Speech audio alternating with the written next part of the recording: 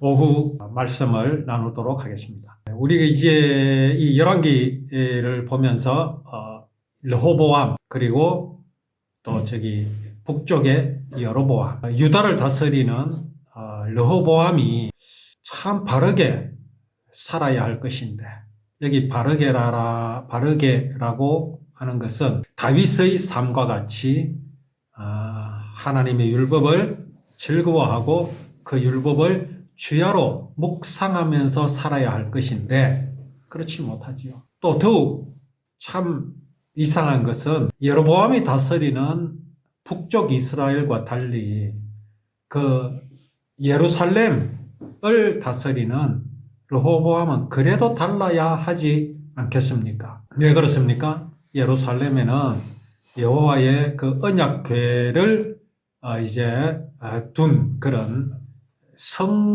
성전이 있기 때문에 그렇습니다. 그럼에도 불구하고 르호보암은 여로보암과 다르지 않는 그런 삶을 살았습니다. 자, 이제 르호보암이 죽고 그의 아들 아비암이 왕이 되었습니다. 그런데 그 아비암도 어떻게 살았습니까? 그의 조상인 다윗과는 달리 하나님께 충성하지 않았습니다. 자, 하나님은 이 말씀을 하시지요. 다윗을 위하여 하나님께서는 예루살렘을 지켜주셨습니다. 여기서 다윗을 위했다라는 말씀은 사실은 다윗을 위한 것이 아니죠. 하나님이 당신의 약속을 말씀하신 대로 이루시기 위해서 다윗을 지켜주셨고 이스라엘을 지켜주셨습니다.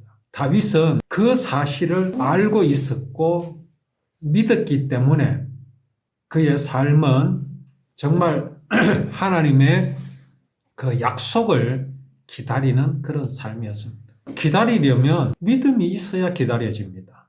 믿음이 없으면 전혀 기다릴 수가 없지요. 하나님께서 율법에 기록하신 대로 구원을 이루실 것이라는, 또 그 구원을 어디서 이루실 것이다?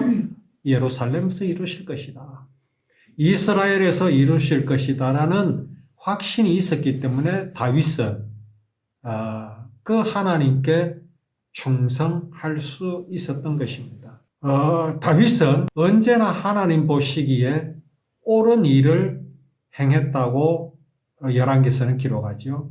그리고 또 어떻게 합니까? 다윗은 헷사람 우리아의 아내의 일 외에는 그의 평생에 하나님의 명령을 어긴 적이 없었다. 과연 그랬습니까? 우리가 그 다윗의 삶을 쭉 봐왔지 않습니까? 다윗이 참 그 사울에게 쫓기고 여러 가지 어려운 일들을 당했던 것을 우리는 보았습니다. 거기에서 다윗은 믿음으로 행할 때도 있었지만 또 어떻습니까? 두려워서 막 비겁하게 행동하는 것들도 우리는 보아왔습니다. 그런데 어떻게 이 열왕기 상의 말씀에서는 다윗은 헷사람 우리아의 일 외에는 그의 평생에 하나님의 명령을 어긴 적이 없다라고 말씀하십니까? 그렇죠. 어긴 적이 많습니다. 그런데 왜 이렇게 말씀하십니까? 이것은 하나님의 은혜입니다. 자, 다윗이 어떻게 헷사람 우리아의 아내를 범하게 되었습니까? 자, 헷사람 우리아의 아내를 범했다고 해서 다윗이 하나님의 원수가 되었습니까? 그렇지 않았지요. 여기 이제 대표적으로 다윗이 그 우리아의 아내를 범한 것을 여기다가 등장을 시킵니다. 그때 분위기가 어땠습니까? 다윗이 이제 여러 나라를 쳐서 이기고 평정하였습니다. 그리고 다윗은 어떤 상태였습니까? 이제 할 일이 없어졌습니다. 전쟁은 젊은 용사들이 다 대신합니다. 다윗이 칼을 직접 들고 나아가서 싸우지 않습니다. 할 일이 없어졌죠. 할 일이 없으니까 옥상으로 올라가서 그냥 버슬렁거리면서 주변을 살피게 되었습니다. 그때 눈에 들어온 장면이 우리아의 아내였습니다. 목욕하는 장면이었습니다. 자, 다윗이 정말 그때 여호와의 율법을 주야로 묵상하는 자였으니까 그렇게 묵상을 하고 있었다면 어떤 일이 있었겠습니까? 우리는 그것을 경계라고 하죠. 경계. 다윗은 참 놓쳐버렸습니다. 무엇을 놓쳤습니까? 여호와의 율법을 놓쳐버렸습니다. 우리에게 이런 일들이 일어날 수 있습니다. 선자는 넘어질까 조심하라 하는 말씀이 있지요. 정말 우리는 이런 다윗이 당한 이런 일들을 나도 당할 수 있다는 사실을 우리는 잊어버리지 말아야 합니다. 경계하여야 합니다. 복음이라는 것은 우리로 하여금 교만하게 할 수도 있습니다. 복음 자체가 우리를 교만하게 하는 것은 아니죠. 복음은 우리를 거룩하게 하셨잖아요. 복음은 우리를 의롭게 하셨잖아요.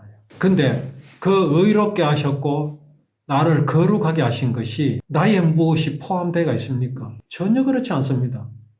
오로지 하나님의 은혜입니다. 하나님의 일방적인 사랑입니다. 그랬음에도 내가 복음을 누리는 것으로 인해 자칫 경계를 늦출 수 있음을 알아야 합니다. 다윗이 그런 가운데 빠졌었죠. 다윗이 나단의 지적함을 받고 다윗이 어떻게 했습니까? 하나님 앞에 고백합니다. 다윗이 어떤 고백을 합니까? 내가 죄악 중에 출생하였으며 어머니가 나를 죄 중에 잉태하였나이다.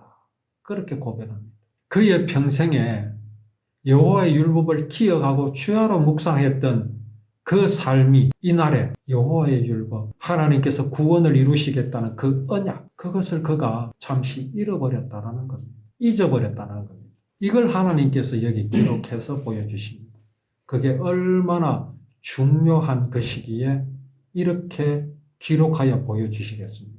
자, 그래서 우리가 삶을 이렇게 살아가면서 죄악에 빠질 때가 있지요. 나쁜 생각에 빠질 때가 있고 나쁜 행동에 빠질 때가 있습니다. 뭐가 잘못됐지요? 뭐가 잘못되어서 그렇게 됐겠습니까? 그리고 우리는 하나님 앞에 어떤 고백을 하여야 하겠습니까? 하나님의 사랑을 놓쳐버렸습니다.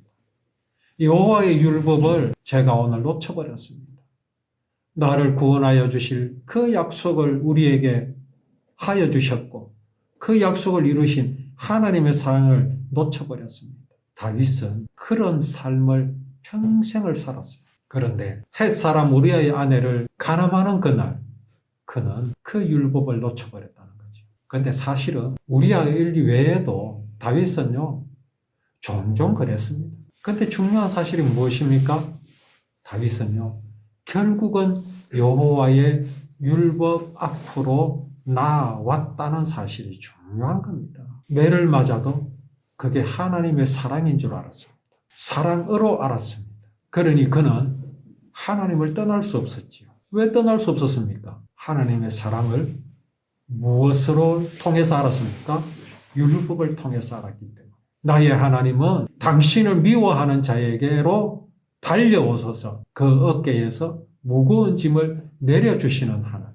나는 당신의 사랑을 배반하였고 그 하나님의 사랑과 은혜와 생명이라는 옷을 벗어 던져버렸지만 하나님께서는 그 옷을 내게 도로 돌려주시겠다고 약속하시는 그 하나님의 사랑을 알았기에 그가 잠시 여호와의 그 율법을 잊어버리고 햇사람 우리아의 아내를 간음하였지만 그래서 그는 하나님께로부터 꾸지점을 받았지만은 다윗은 결코 하나님을 떠나지 않았습니다.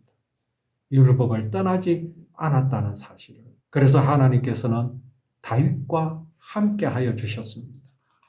그런데 다윗의 아들 솔로몬, 그의 손자 르호보암, 그의 정손자 아비얌은 그렇지 못했습니다. 오늘 우리가 이 열왕기의 말씀을 보면서 정말 우리의 삶이 어떠해야 할지를 정확히 알고 하나님께서 기뻐하시는 삶이 어떠한 삶인지를 우리가 정확하게 알아서 정말 하나님을 기쁘시게 하는